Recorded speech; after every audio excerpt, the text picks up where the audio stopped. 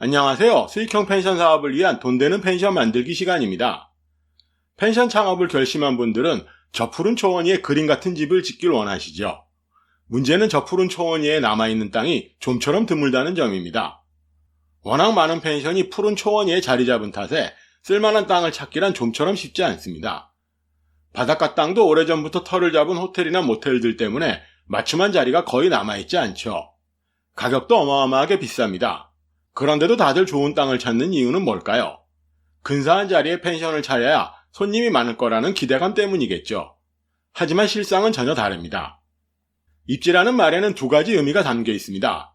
펜션을 짓기에 적당한 땅과 목 좋은 상권이라는 개념이 동시에 존재하죠.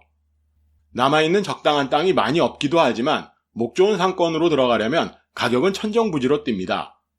그래서 마음에 드는 땅을 사려고 드는 사람들을 더욱 힘들게 만들죠. 하지만 입지라는 개념에 온라인 공간에서의 위상까지 포함하면 무작정 비싸고 좋은 땅만 쫓아다닐 필요는 없습니다. 이게 무슨 소리일까요?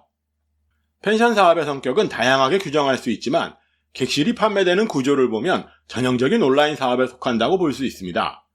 경치 좋은 땅에 근사한 집을 지으면 손님들이 저절로 찾아올 것 같지만 실제로는 정반대죠. 손님들은 마음에 드는 펜션 홈페이지를 찾아서 예약을 합니다. 그래서 펜션 건축이나 인테리어는 멋진 집이 아니라 눈에 띄는 홈페이지를 만들기 위한 과정이라고 볼 수 있습니다. 그렇다고 아무 땅에나 지어도 상관없다는 얘기는 아닙니다. 펜션의 성격에 따라 토지의 용도가 나뉘고 상권에 따른 유불리도 분명히 존재하죠. 말은 쉽지만 난생 처음 펜션을 시작하는 분들은 어떤 땅을 골라야 할지 막막하기만 합니다. 그래서 이번 편은 복잡한 개념은 쏙 빼고 펜션의 규모에 따라 어떤 땅을 골라야 하는지를 알려드리겠습니다. 거기에 더해 펜션의 테마에 맞는 상권과 온라인에서의 위상까지 간략하게 알아보죠. 그럼 지금 바로 시작하겠습니다.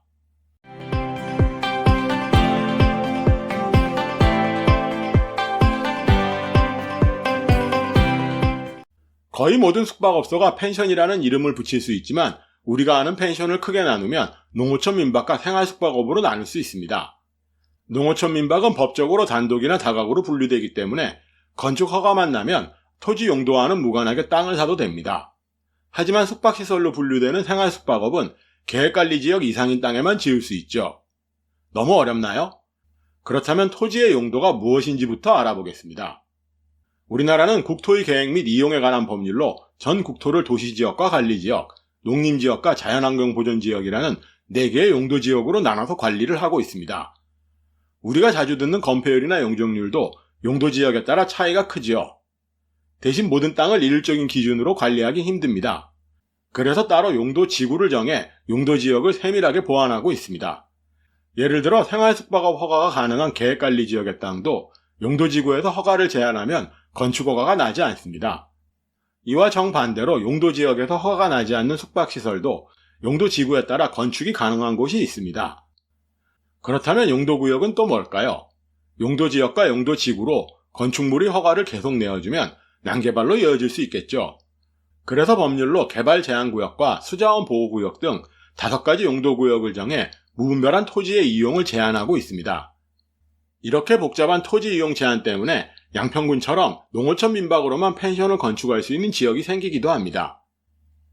간단히 정리하면 용도지역으로 기본적인 허가 기준이 정해지지만 용도지구를 따로 지정해 융통성을 발휘하는 대신 용도구역으로 무분별한 개발을 막는다고 이해하면 간단합니다. 실제로 토지 매매에 들어가면 건축허가와 관련한 사항은 손쉽게 확인할 수 있어서 너무 어렵게 생각할 필요는 없습니다.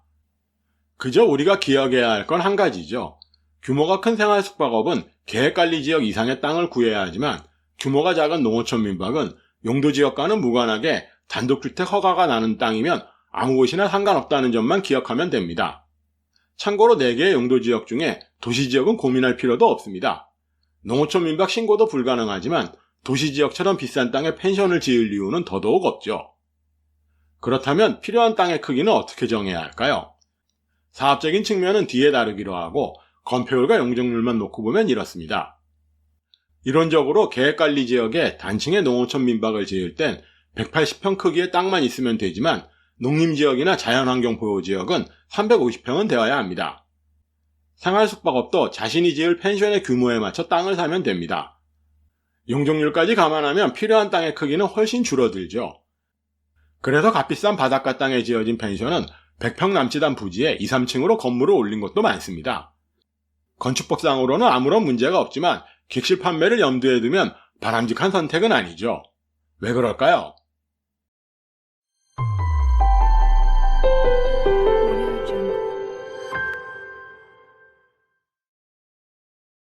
사람들이 펜션을 찾는 이유를 생각하면 용적률 개념은 머릿속에서 지우는 게 낫습니다. 코로나 이후로 더욱 심해졌지만 단순히 숙박할 목적으로 펜션을 찾는 사람은 빠르게 줄어들고 있습니다. 애견 펜션이나 키즈 펜션은 말할 것도 없고 가족이나 커플도 다들 자신들만 쓸 수 있는 쾌적한 환경을 찾습니다. 요즘 인기 많은 독채 펜션을 보면 금세 알 수 있죠. 이런 배경을 이해한다면 용적률을 내세워가며 손님들을 건물 안에 가둬둘 생각은 처음부터 버려야 합니다. 이런데도 2, 3층 높이의 건물을 짓는 이유는 비싼 땅값 때문이죠. 특히 바닷가 근처에 있는 펜션들에서 이런 특징이 도드라집니다. 왜 그럴까요? 오션뷰에 대한 집착이 원인입니다. 객실에서 바다가 보일 만한 자리에 있는 땅은 상상을 초월할 만큼 가격이 비싸죠. 평당 5, 600만 원은 기본이고 1000만 원 이상 가격을 부르는 지역도 많습니다.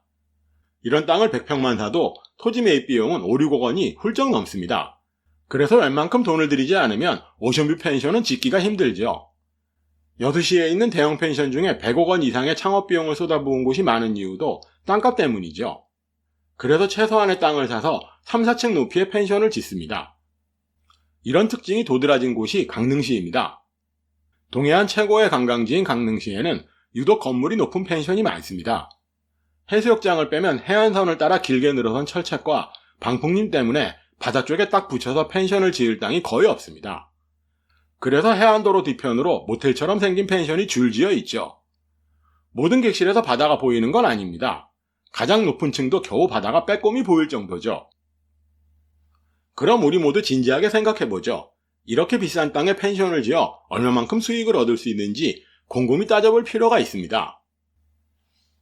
코로나가 한창이던 2021년만 해도 강릉시의 수익형 펜션 비율은 10%를 간신히 넘겼죠.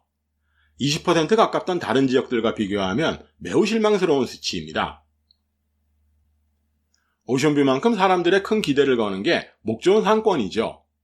하지만 목 좋은 상권이라고 불리는 지역도 땅값이 비쌉니다. 펜션뿐만 아니라 상권이 좋은 지역에 가게를 얻어서 장사하는 사람들은 다들 자리세 때문에 골치를 썩죠. 그런데도 목 좋은 상권에 매달리는 이유는 수요가 많다는 믿음 때문입니다. 하지만 아무리 상권이 좋은 곳에 비싼 자리세를 물어가며 자리를 잡아도 음식 맛이 시원치 않으면 절대 성공할 수 없습니다. 목 좋은 자리는 손님도 많지만 경쟁자도 많죠. 그렇다면 펜션은 어떨까요? 제주도를 빼면 전국 최고의 관광지로 손꼽히는 경주시만 해도 등록된 민박 숫자가 2,500여 개에 달합니다. 그만큼 경쟁자가 많다는 소리죠. 경쟁만 치열할까요? 이미 좋은 자리에 오래전부터 터를 잡은 펜션들이 수두룩합니다. 어찌어찌 남은 땅을 사서 펜션을 지어도 건물 안에만 손님들을 몰아넣는 구조라면 경쟁에서 이길 확률은 점점 더 낮아집니다. 단순 숙박이 목적인 사람들은 굳이 펜션을 찾을 이유도 없죠. 보문단지에 자리한 호텔만 해도 펜션 요금의 절반도 안 되는 객실이 수두룩합니다. 더더욱 재미난 점은 경주 펜션을 찾는 손님 중에 불국사나 보문단지를 둘러보는 사람은 10명 중에 한두 명도 안 됩니다.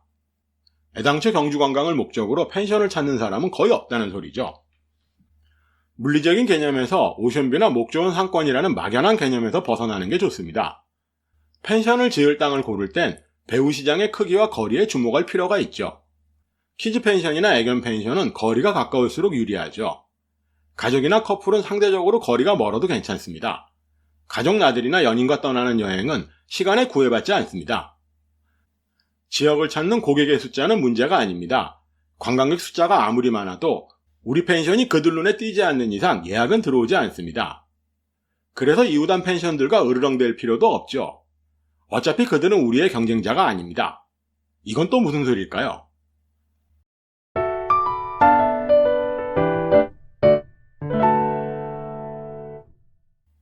맨 앞에서 객실 판매 구조를 보면 펜션은 전형적인 온라인 사업이라고 했었죠. 실제로 손님들은 우리 집 홈페이지와 이웃한 펜션 홈페이지를 동시에 보면서도 같은 동네에 있을 거라고는 꿈에도 상상하지 못합니다. 이동통신은 물론이고 인공지능까지 우리 생활 속으로 깊숙이 다가온 세상에서 이웃한 펜션들과 경쟁할 이유는 하나도 없습니다. 오히려 전국에 있는 4만여 개의 펜션들과 자웅을 겨뤄야 하죠. 펜션이 온라인 사업이라는 점을 이해한다면 굳이 동네 사람들과 예약 때문에 다툴 필요가 없다는 소리입니다. 온라인 공간에서 높은 위상을 차지하려면 무엇보다 잘 만든 펜션 홈페이지가 필요합니다. 하지만 좋은 땅에는 눈독을 들이면서도 겨우 몇백만 원짜리 펜션 홈페이지에는 인색한 사람이 너무 많습니다. 실제로 80억 원이 넘는 돈을 펜션에 쏟아붓고도 겨우 100만 원짜리 홈페이지를 만들어 영업에 곤란을 겪던 분도 만난 적이 있습니다. 당장 홈페이지부터 바꿔야 한다고 말해도 무슨 얘기인지 이해조차 못하더군요. 이래서는 곤란합니다. 다들 펜션이라고 하면 홈페이지 하나씩은 있을 거라고 생각하지만 시장 조사를 해보면 홈페이지가 아예 없거나 네이버 모드 같은 무료 홈페이지나 블로그 카페로 대신하는 곳들이 꽤 많습니다. 전국에 있는 400여 곳의 키즈 펜션 중에 정식 홈페이지가 있는 곳은 불과 56% 뿐이죠. 단순 수치를 떠나서 홈페이지의 수준도 천차만별입니다. 문을 열 때 만든 홈페이지를 10년 가까이 쓰는 곳도 있고 몇몇 페이지는 아예 열리지도 않는 홈페이지도 무척 많죠. 이러면서 이웃한 펜션들과 신경전만 벌이는 걸 보면 안타깝기 그지없습니다. 비싼 땅에 많은 돈을 들여 만든 펜션이라면 그에 걸맞은 홈페이지 하나쯤은 있어야 합니다. 심지어 비싼 땅을 살 필요도 없죠. 아무리 바다가 보여도 층층이 쌓아올린 객실에 손님을 가두는 수준이면 홈페이지에 담을 제대로 된 콘텐츠를 만들기 힘듭니다. 바닷가에 있는 평당 500만원짜리 땅보다는 평당 50만원밖에 안 하는 내륙에 깊숙한 곳에 넓은 땅을 사는 게 훨씬 낫습니다. 넓은 객실과 잘 가꾼 정원이 있는 펜션은 바다가 없어도 얼마든지 돋보이게 만들 수 있습니다. 해만 지면 보이지도 않는 바다보다는 불멍 주위에 둘러앉아 도란도란 즐거운 시간을 보내는 손님들 사진이 사람들의 구매욕을 자극하는 핵심 컨텐츠가 됩니다. 심지어 여러분이 갈망하는 멋진 풀빌라도 좁디 좁은 바닷가 땅보다는 이런 넓은 땅에 훨씬 어울립니다. 혹시 관광지와 너무 떨어지면 곤란하지 않냐고 여기실지도 모르겠네요. 하지만 아무리 시장의 파이가 커도 나눠 먹을 숫자가 너무 많으면 내 몫의 파이는 손바닥만큼도 안 되죠. 이와 반대로 크기는 작아도 파이 한 판이 오롯이 내 몫이라면 어떨까요? 주변에 숟가락 들고 덤비는 경쟁자가 없다면 아무런 걱정 없이 천천히 먹어치우면 됩니다. 거기에 더해 시간과 공간에 구애받지 않는 온라인 공간에서 나만의 위상이 높아지면 내 몫의 파이는 훨씬 커집니다. 이게 바로 온라인 비즈니스의 장점이죠. 그렇다면 온라인에서의 위상을 높이는 방법은 뭘까요? 그 시작은 확실한 테마와 컨셉입니다. 제가 펜션의 종류를 가리키는 말로 테마라는 단어를 선택한 이유도 홈페이지 때문입니다. 우리가 영화를 고를 땐 장르를 따지죠. 액션 영화는 다른 무엇보다도 주인공의 화끈한 활극이 중요하고 멜로 영화는 남녀의 사랑을 밀도 있게 다뤄야 흥행에 성공합니다. 펜션도 마찬가지죠. 내가 만든 펜션이 어떤 펜션인지 확실하게 하려면 정확한 주제가 있어야 합니다. 커플 펜션이면 커플 펜션답게, 애견 펜션이면 한눈에 애견 펜션만의 특징이 도드라진 홈페이지가 나와야 합니다. 컨셉도 마찬가지죠.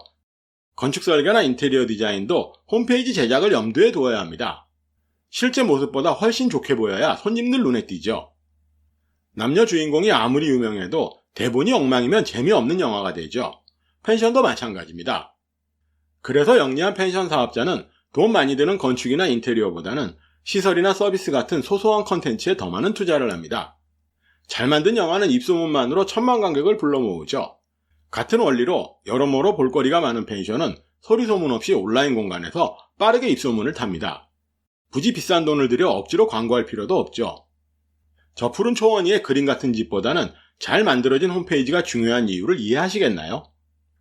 경치 좋은 땅이나 목 좋은 상권도 중요하지만 펜션 창업은 시작부터 홈페이지 제작을 염두에 두고 모든 일을 풀어나가야 합니다. 가구나 소품을 고를 때도 사진에 예쁘게 담길지 고민해야 하죠. 홈페이지 디자인이나 구성에도 많은 신경을 써야 합니다. 내가 고른 땅이 별다른 특징이 없으면 아예 주변 풍경을 담지 않아도 됩니다.